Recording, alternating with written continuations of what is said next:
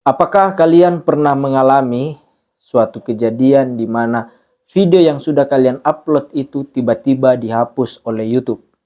Seorang YouTuber pemula pasti akan sangat panik ketika mengalami situasi yang seperti ini. Pasti takut kenapa tiba-tiba videonya itu dihapus oleh YouTube.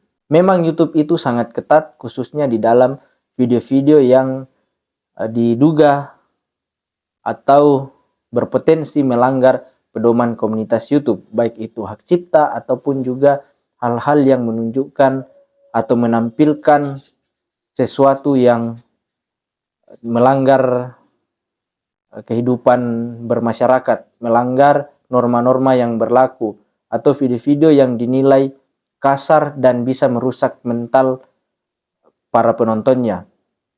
Saya pernah mengalami hal yang sama, bahwa suatu ketika video saya itu dihapus oleh YouTube. Jadi dulu di channel pertama saya itu, channel sebelum Trimono Group ini, itu saya kontennya itu adalah konten-konten peternakan. Waktu itu saya video ternak ayam saya, meskipun hanya kecil di belakang rumah, tetapi itulah cikal bakal kemunculan Trimono Group dan cikal bakal saya terjun ke dunia YouTube.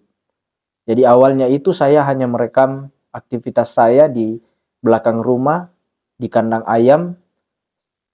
Saya rekam, saya videokan, lalu saya upload di YouTube. Satu video saya, waktu itu saya rekam ayam yang sedang bertarung. Sebenarnya cuma ayam kecil, ayam remaja, tapi memang cukup lama, sekitar 2 menit videonya, yang menampilkan full pertarungan 2 ekor ayam, ayam remaja. Waktu itu penontonnya sangat banyak, teman-teman. Langsung meledak video saya yang satu itu. Hanya 2 menit langsung meledak karena memang seru. Ya.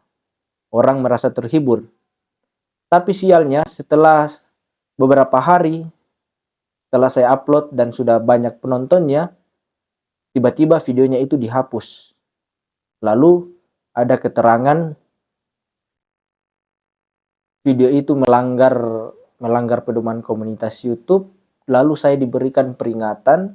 Saya sudah lupa bagaimana kalimatnya karena itu sudah sangat lama, 2020 mungkin. Saya diberikan peringatan bahwa video ini dihapus karena melanggar pedoman komunitas YouTube, dan kalau misalnya saya mengulang lagi hal yang sama, maka saya akan mendapatkan teguran keras, saya akan mendapatkan hukuman keras dari YouTube. Waktu itu kalau tidak salah hukumannya adalah saya tidak boleh atau tidak bisa melakukan siaran langsung ataupun mengupload video di YouTube. Saya sudah lupa bagaimana aturannya. Intinya waktu itu video saya yang berdurasi 2 menit itu dianggap melanggar pedoman komunitas YouTube sampai akhirnya dihapus oleh YouTube. Nah, yang ingin saya sampaikan di sini kepada teman-teman adalah khususnya YouTuber pemula yang belum paham tentang aturan dan pedoman komunitas YouTube, itu kalau bisa lebih berhati-hati lagi dan lebih dipahami lagi jenis video mana yang berpotensi untuk melanggar pedoman komunitas YouTube dan video mana yang berpotensi terkena klaim hak cipta. Satu-satunya cara adalah buatlah konten yang asli dari kita sendiri yang buat, dengan catatan perhatikan juga apakah jenis konten kita itu melanggar pedoman komunitas YouTube atau tidak.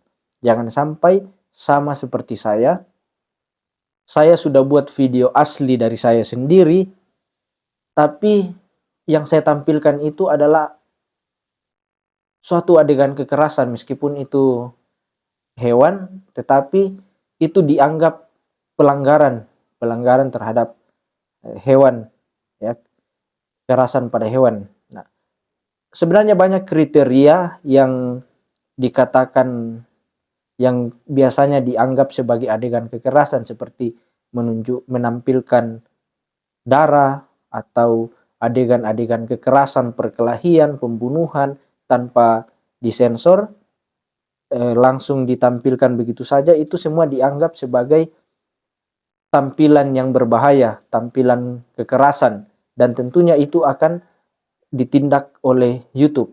Tentunya itu akan dihapus oleh YouTube sama seperti saya alami. Nah, bagi kalian yang belum pernah mengalami hal yang sama, mulai sekarang lebih berhati-hatilah dalam membuat konten. Lebih baik kita membuat konten yang bermanfaat, konten positif, ya, konten edukatif, untuk menghindari hal-hal yang tidak diinginkan. Kemudian bagi kalian yang sudah pernah mengalami hal yang sama, semoga itu bisa dijadikan pelajaran untuk tidak mengulanginya lagi, dan jangan terlalu panik juga, karena kalau baru pertama kali itu biasanya ada keterangan bahwa pelanggaran tersebut tidak berpengaruh pada channel kita. Tapi yang namanya pelanggaran tentu itu akan menjadi catatan tersendiri oleh sistem YouTube. Kalau nanti kita berbuat hal yang serupa, maka catatan itu akan dibuka kembali dan channel kita akan muncul sebagai orang yang sudah pernah melanggar, channel yang sudah pernah melanggar. Dan tentunya saat itulah kita akan mendapatkan pelanggaran atau sanksi yang lebih berat lagi. Ya, syukur-syukur kalau akun kita itu tidak ditutup. Ya. Dan lebih syukur lagi kalau yang sudah monet itu nggak didismonet. Ya.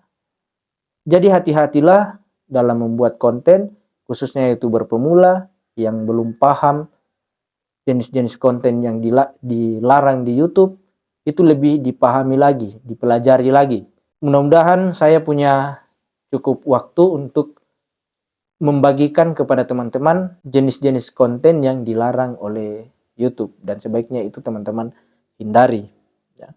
Tapi untuk di video ini saya hanya ingin mengingatkan untuk tetap berhati-hati dalam membuat video. Ya. Semoga video ini bisa bermanfaat dan sampai jumpa.